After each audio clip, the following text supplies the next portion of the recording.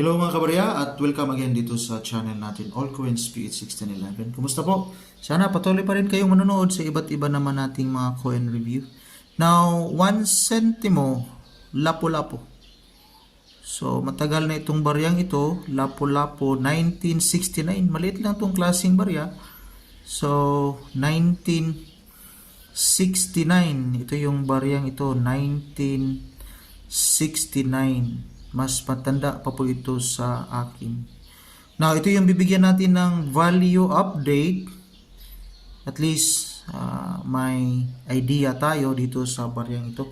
Now, diretso tayo dito kay in.numista.com. So, dito tayo sa source natin kasi legit po ito dito kay in.numista.com. So, 1 centimo o 1 centimo na 1969. Diretso na tayo sa year na 1969.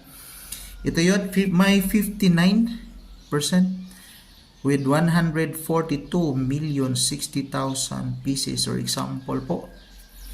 Dito may value quotation 4 pesos 250, yung very good fine 21 hanggang almost uncirculated 25 pesos yung uncirculated. So, mura yung kaniyang value appraisal.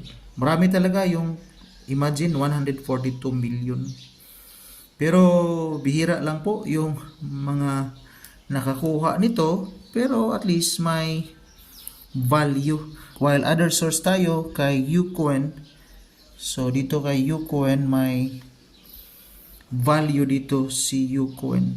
0.47 US dollar. So, lapo-lapo. Ito yung pinakamaliit na value sa coin denomination. 1 centimo mga kabarya. So, yan po. At least may update tayo. Thanks and God bless.